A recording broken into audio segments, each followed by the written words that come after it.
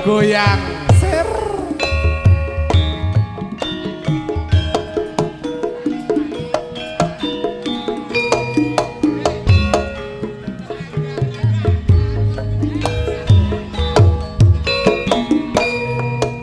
wayang wengi teko mikir lelah kok jaman semono pacobane nalikane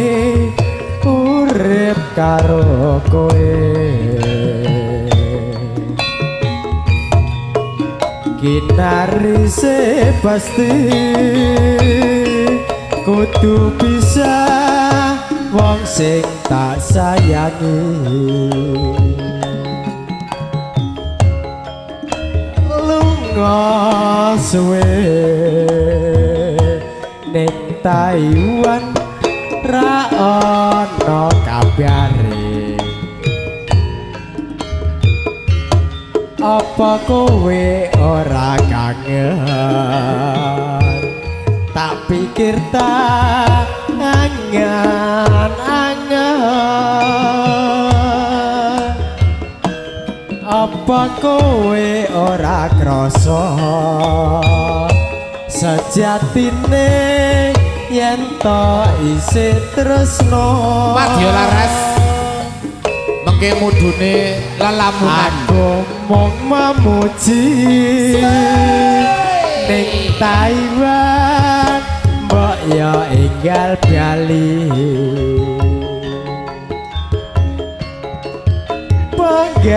penggayuwe bisa kumpul kaya wingi kuwi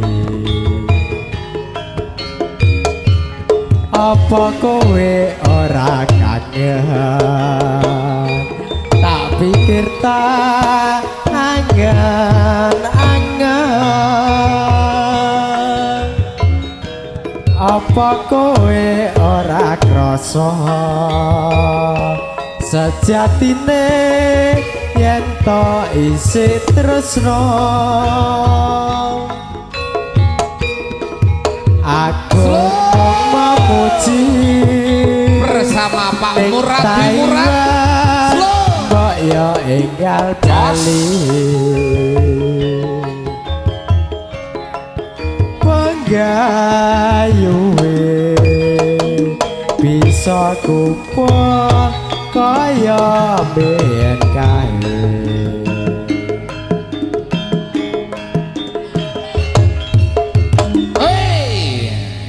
aja lali mudune lelamunan nggih menika Mas MC menika wonten nggih panyumbang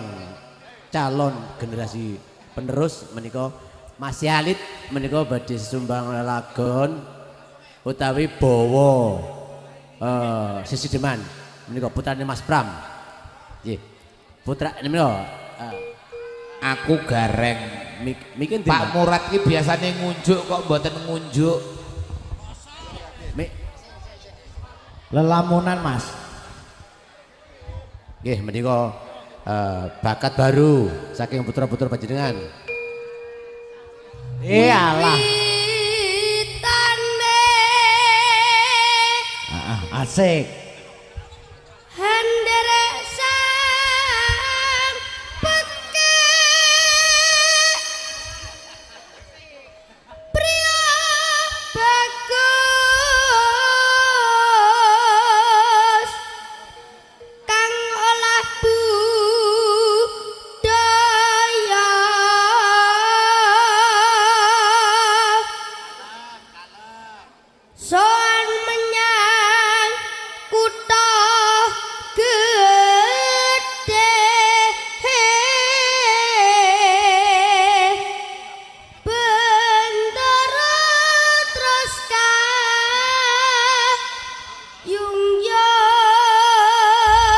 alon-alon Cak Bagus alon-alon alon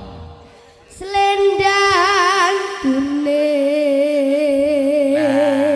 enak toh kang saking ukir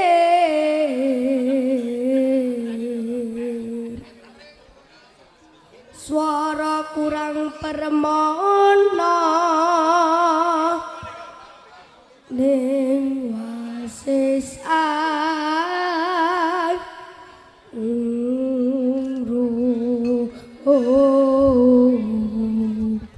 Jan pinter kaya cilikane Kang Johan. rung marang bendara dia sulistya ngene iki lho suarane anakku pijer ngintangake alis terus no sesidemah menika putranipun Mas Pram saking Laladan Tugu monggo lho sajakane kok ora nek dermawan sing gelem nyawer kok bono bocah pinter iki patut disawer monggo sing kagungan rezeki melimpah seru alah ngene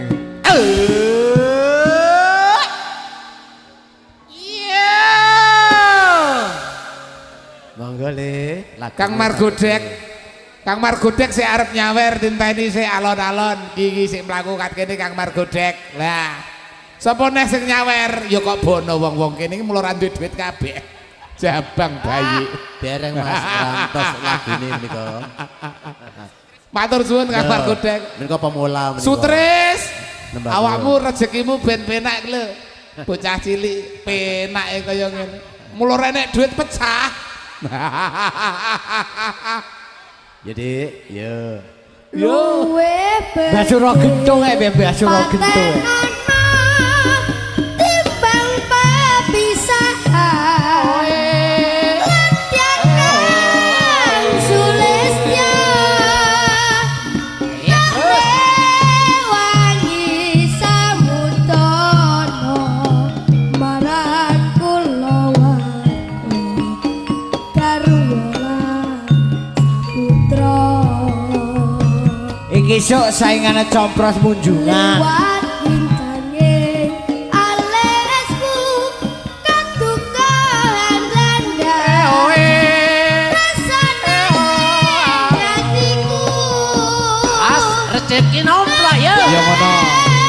Kang Sutris Pak Lis beh Kang Mul Kaclek ya kok gondro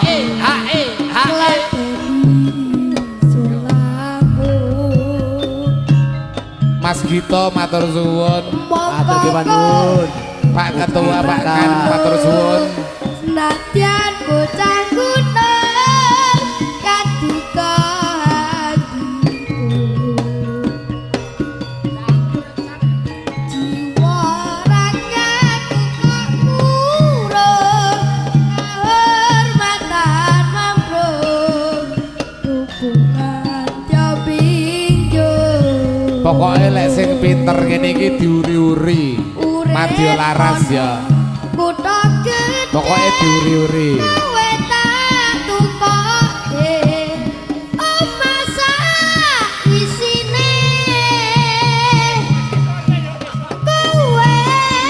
apa-apa wae nadyan seside mesti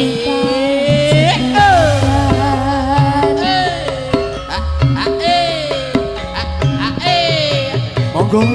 ingkang sampun pikantuk Pak Hormatan sampun katuran ingkang jumeneng sampun karantu dening adik cilik lalagon Sesideman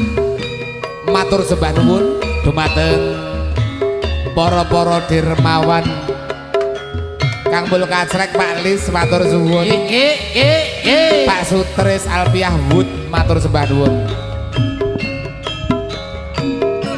luwe bedhe patenono timbang mudune lamunan bolo sulistya wangi samudana marang kulawarga garwa lan saputra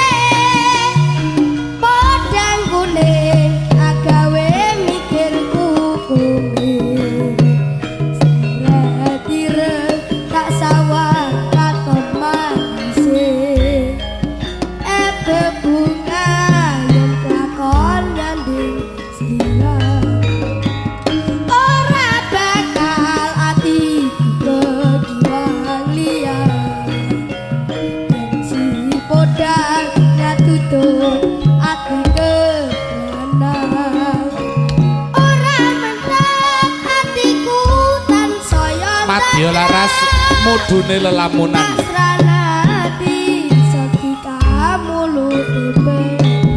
matur suwun Pak Waidin.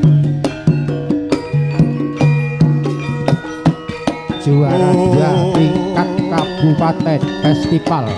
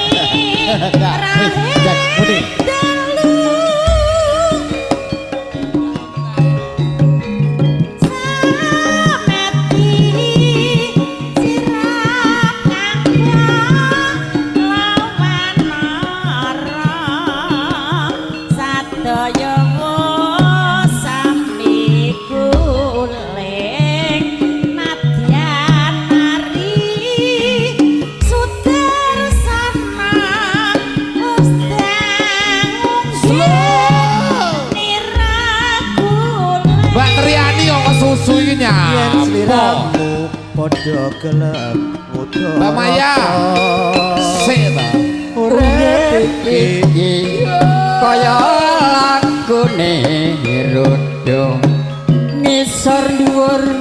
iku wis dinangka ora perlu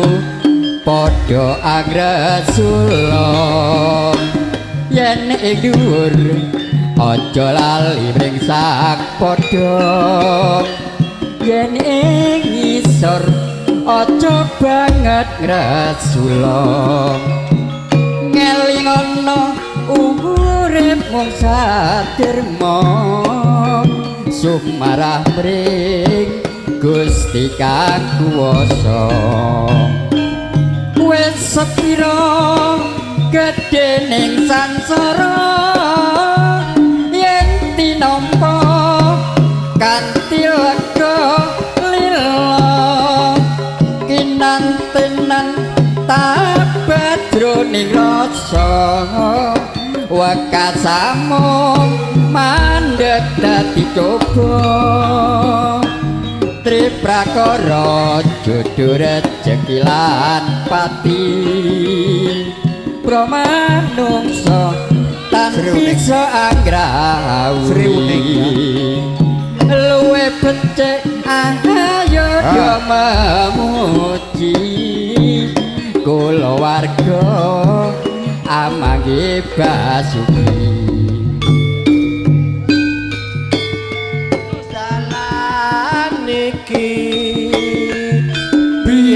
ate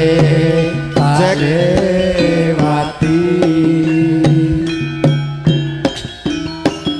nalikane langit mendung kutha ngawe sendang glagah wis diuret jroning ati saben liwat aku ora bisa lali aulati isih kaya wingi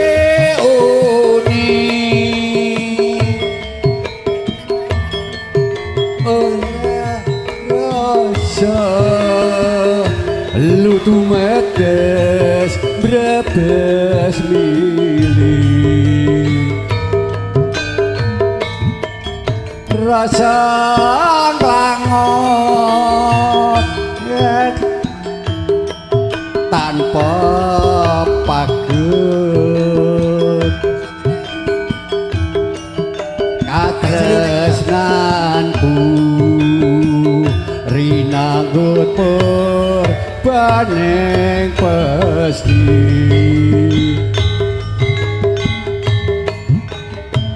aulati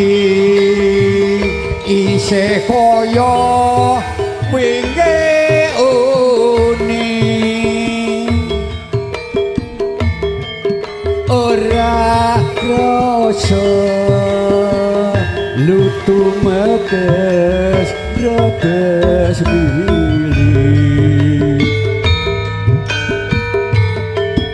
rasa nglangot ya katon tanpa pagut katresnanku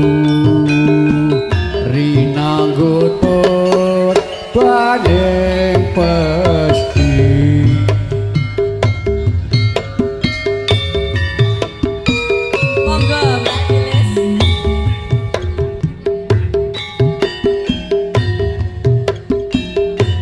enak bojone dhewe enak bojone wong karo bojone dhewe so Bapak Carek saking Tulungagung Bapak minta lanjut loro jonggrang so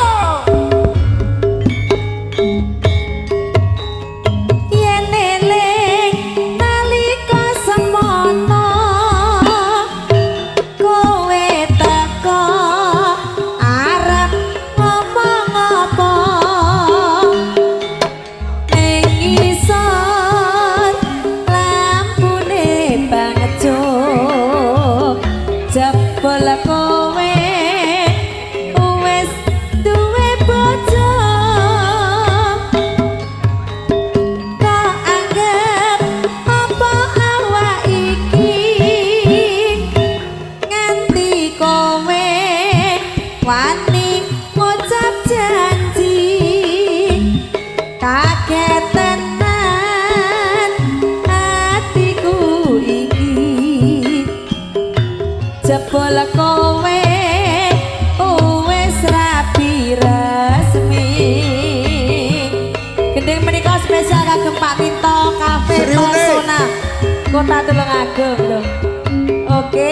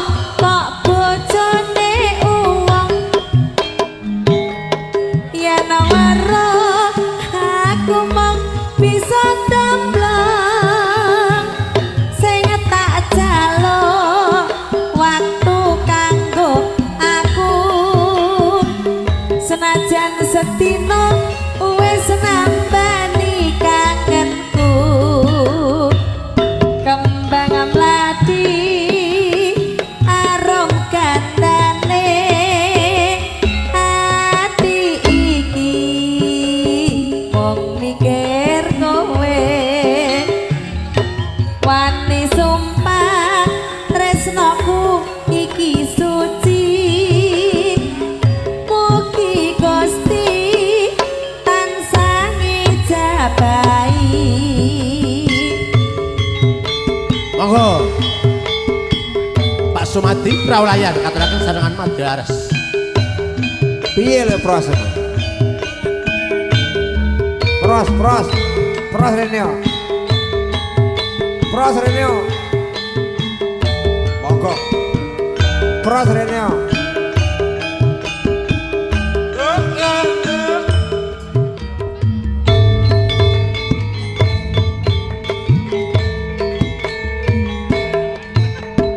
Yo konco iki sing gembira Abera-bera banyune segara Alian numpak prau layar Dina minggu pariwisata Alon praune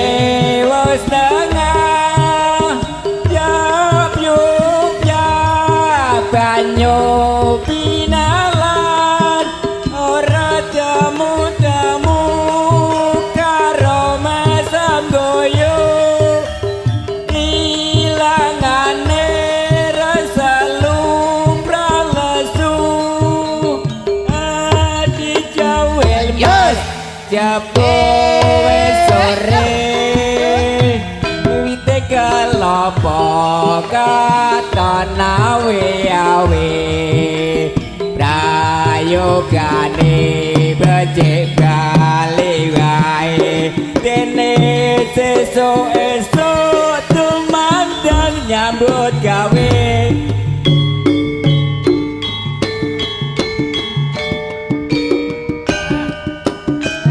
pun ngantos kesupen dulur Pak Esrodi Cokris Ibu Supriyatin mapan lenggah wonten Sumber Prigi Watulimo Yomboyong Tayub tanggale 2 Agustus 2026 yo Suwas. Yo koncone griseng gembira Monggo Pak Di. merah-merah banyune segara Anglian numpak prau layar ning dina minggu ke pariwisata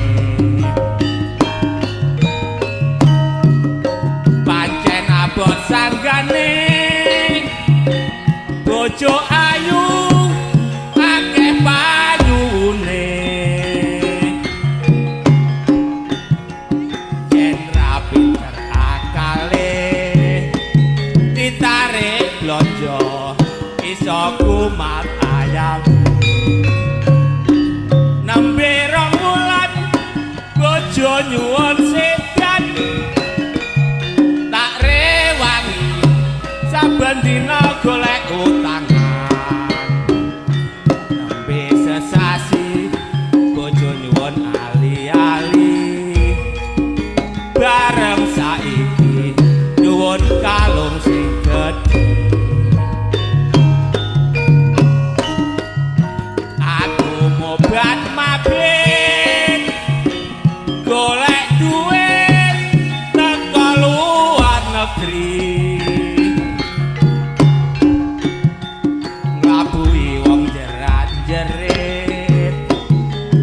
kepengin nganggo ali-ali merah delima nambe rong wulan bojo nyuwun sedan tak rewangi saben dina golek utangan nambe sesasi bojo nyuwun ali-ali bareng saiki nyuwun karo sing gedhe aku mobat mabit golek duit teko luar negeri nglabui wong jerat-jerit kepengin nganggo Jek ali-ali merah delima Sriune Ustatuban labu tresno lan sabaya pati marang Raden Wiratmaya kang wis prasaja anandur branti Sriune jatah kraita kang rineta kadange pribadi Wiratmaya putranira Sora lawe Adipati Tuban Sriuneng putrane Adi Wangsapati nalikane uni kapupuken Madalaga dobrang aku lawan Minajika katresnane Wiratmaya timapite nerara Sriundi senajan wekasanira lateng lena alabu nagari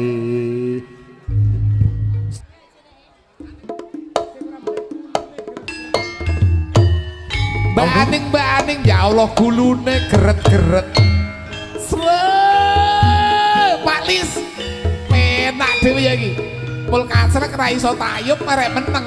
Yo. Kang Sutris ready. Jack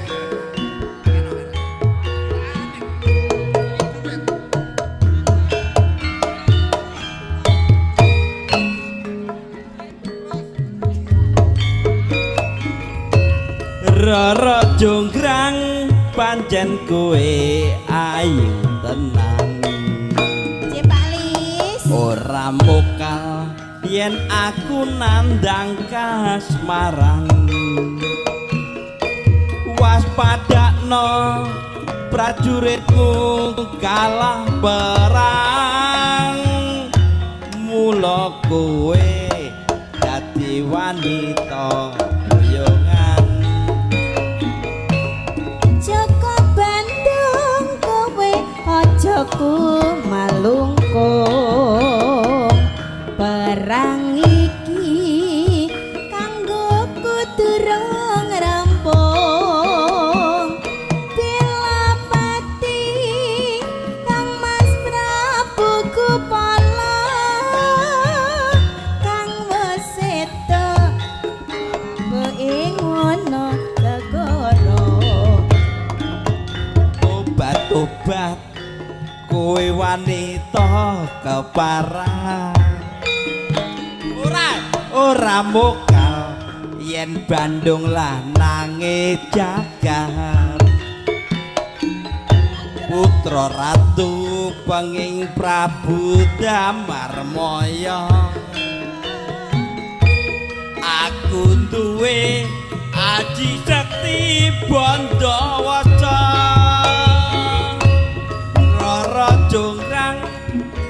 manutosun pundhut garwa Jaka Bandung aku duwe bebana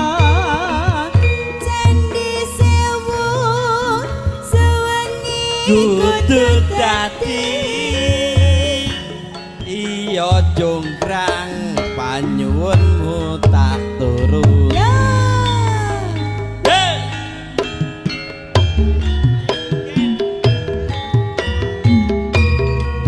Pak Lis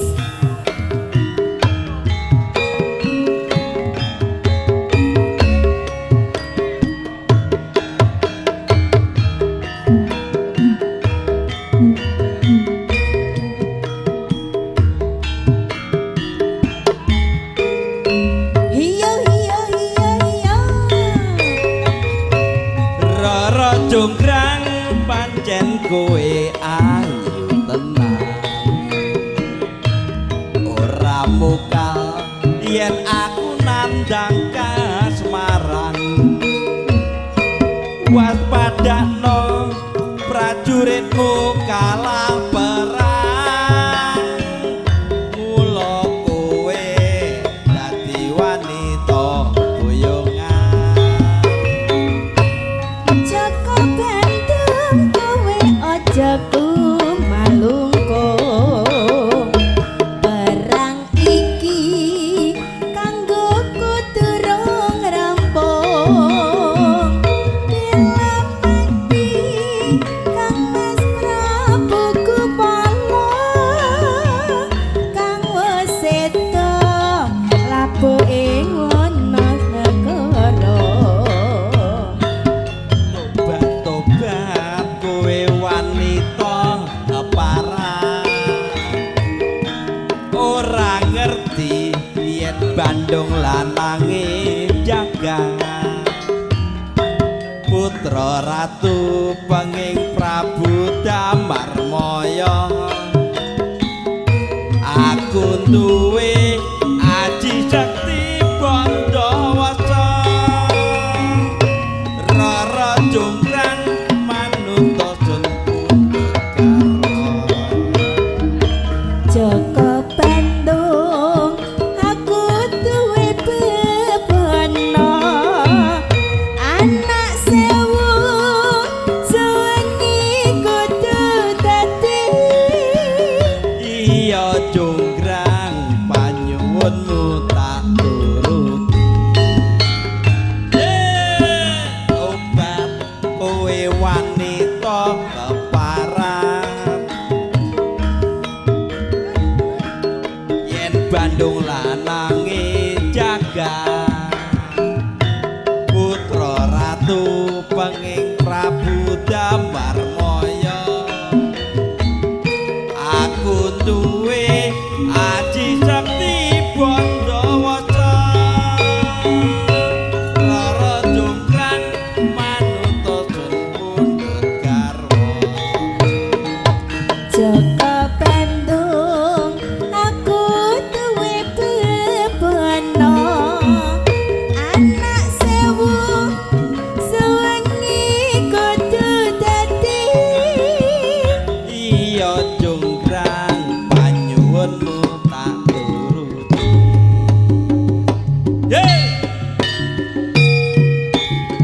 Cek satu.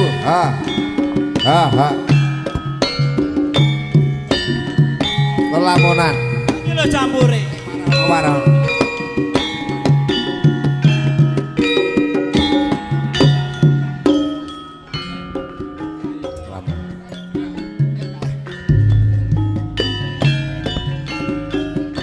Sepi, sepi. Suasana katon ing sepi.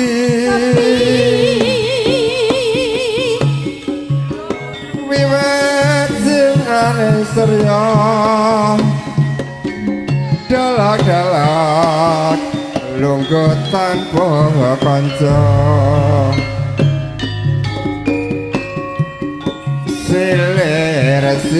Silir-silir angin sumi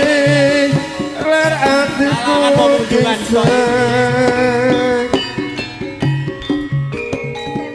Keter-ketermu bikin apa pancen urip wis sakti bersama munjungan palau Basane biyen tanpa lereng sarewangi rakasa ora mulya rino wangi meminta saketasa dengan gugur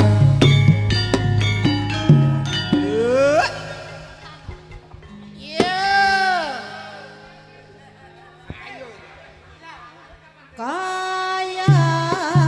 ngene rakasane dadi ora duwe saben dina suwang ngerti dadi lalang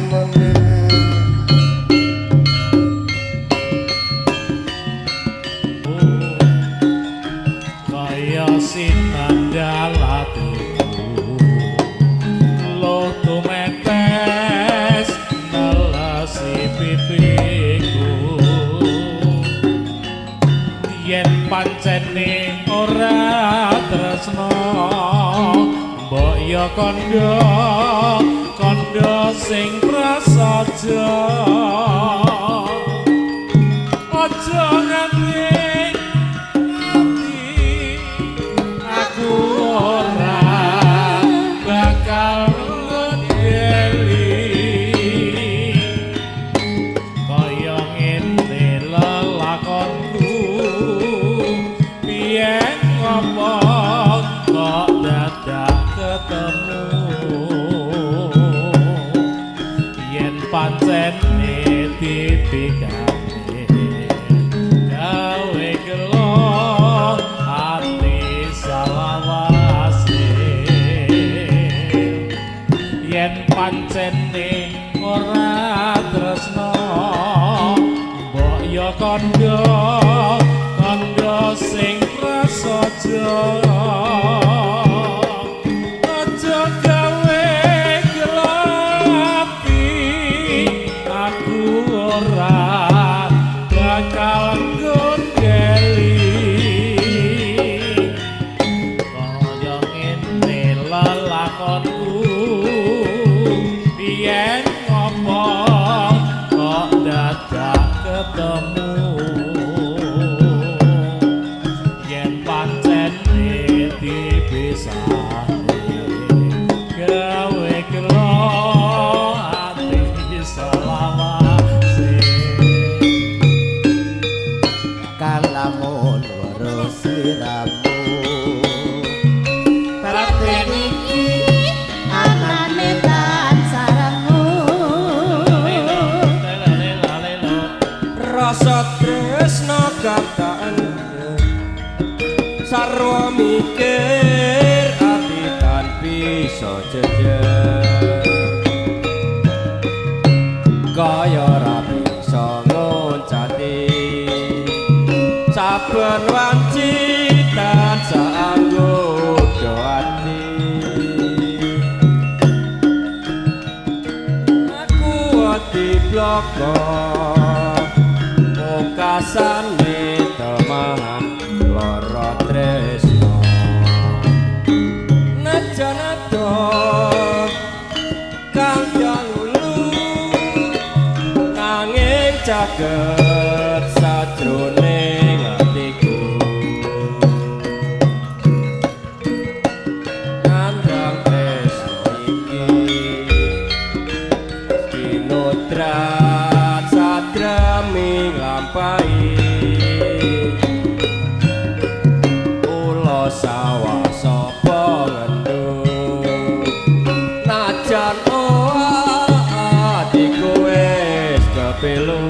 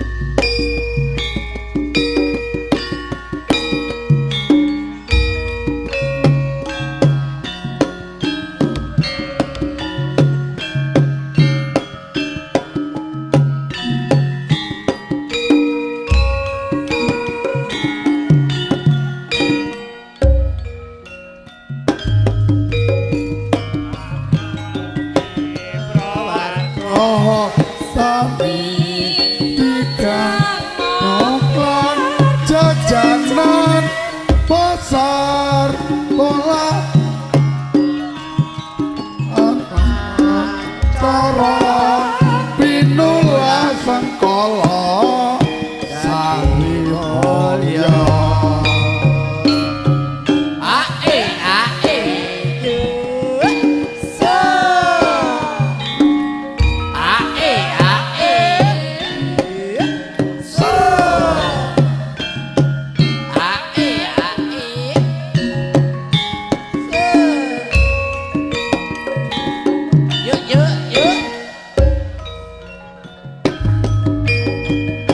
Amamate prawarga sami nongklang jajanan pasar gulung gumulung kala pinula sangkala sakril mulya.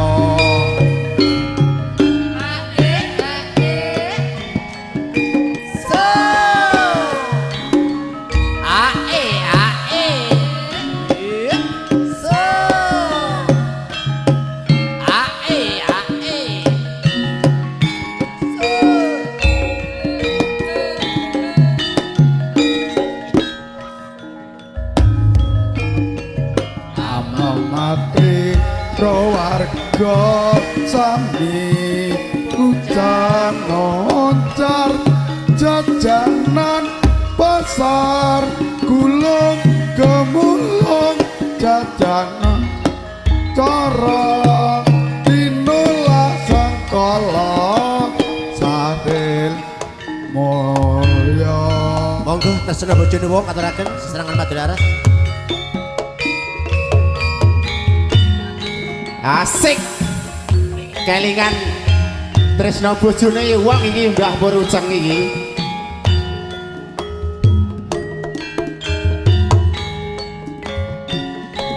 Kang Sutris iki kelingan tresno bojone wong lagune pokoke.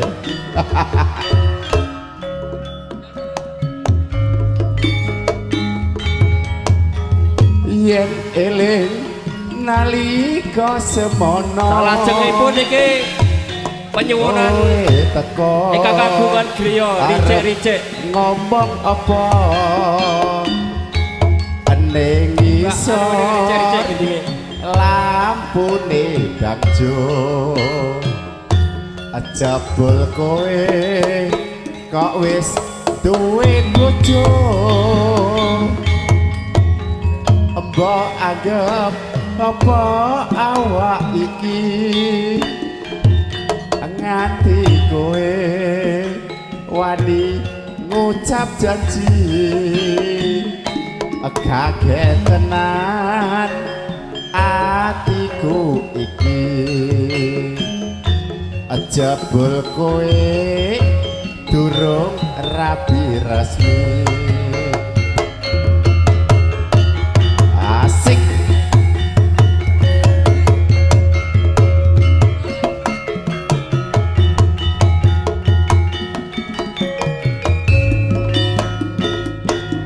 Tresno kok bojone wong yen weruh aku mung bisa domplong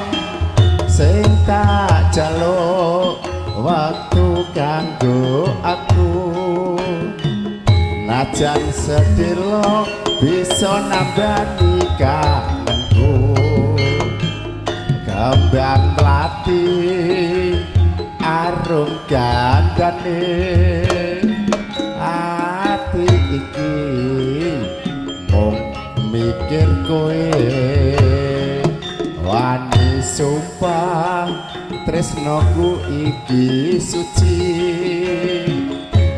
mugi Gusti tansah ngijabahi asik Kang Beduk halo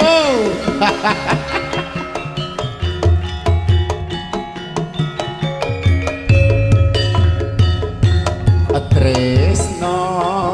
kok bojone kanca yen weruh aku mung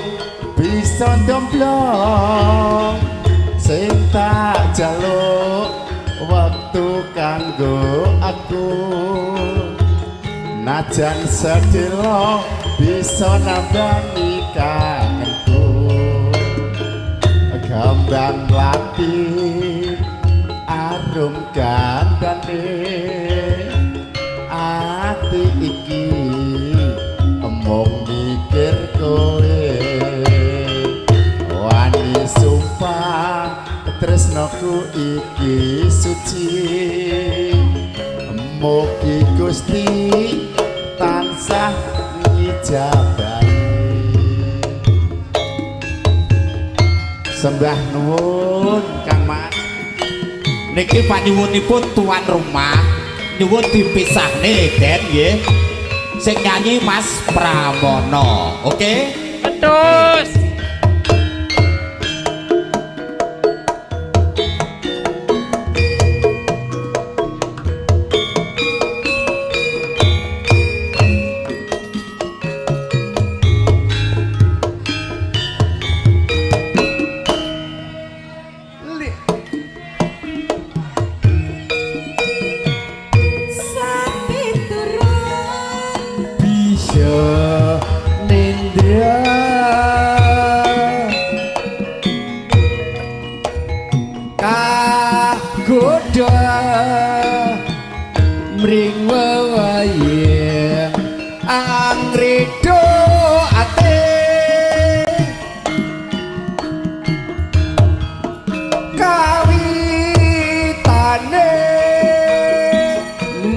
Sembrono njurku lino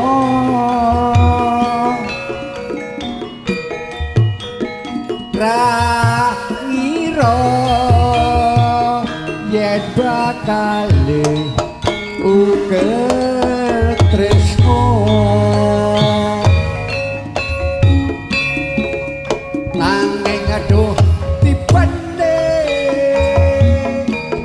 aku dhewe kang namai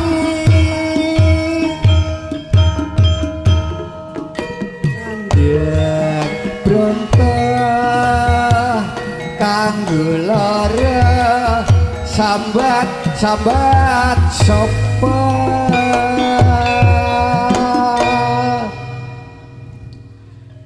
Teh Mariati Pagah sahabat Mariati wong lor kali karo Pak Timbul karo sapa sing tak sahabati wong telu lho lor kali Pak Timbul, Pak Bali, Gatot Pande. Ayo Gatot Pande. Posak grup aja sampai petal. Lak kedelian aja sampai lali.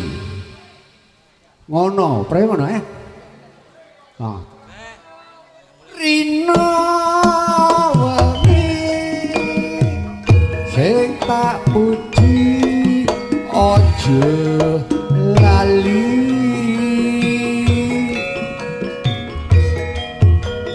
janjine muga bisa tak ugemi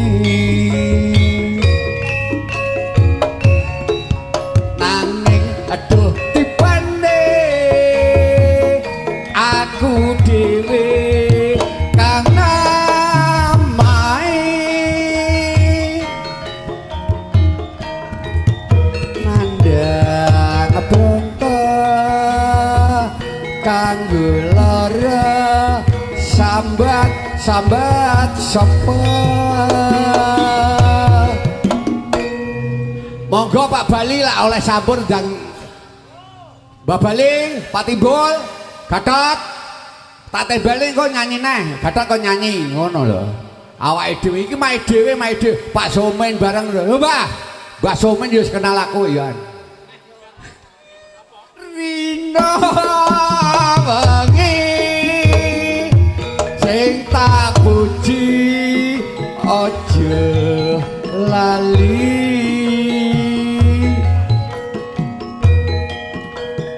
janjine muga bisa tak ugemi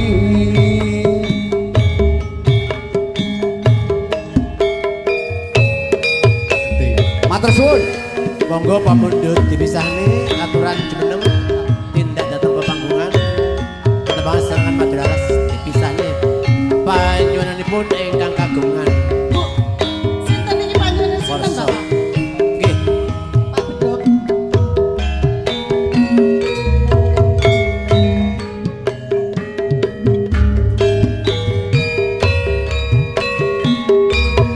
Rena jan sajroning sepi.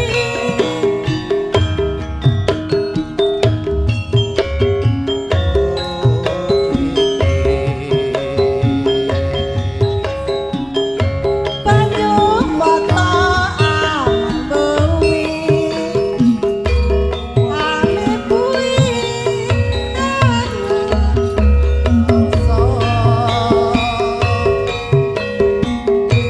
mapan ing pinggiring desa isih melu mreng wong tuwa katon apa dek biyane tresno iki dipisahne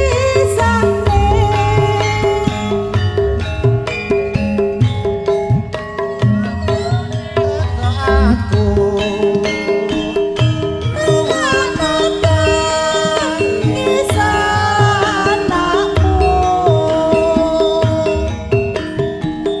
saben wanci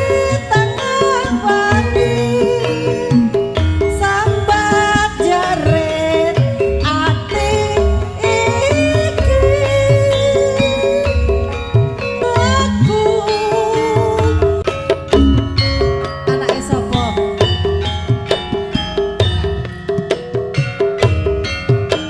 omah gedhe iki wis wis arep rubuh ora natake alo Gawe loro iki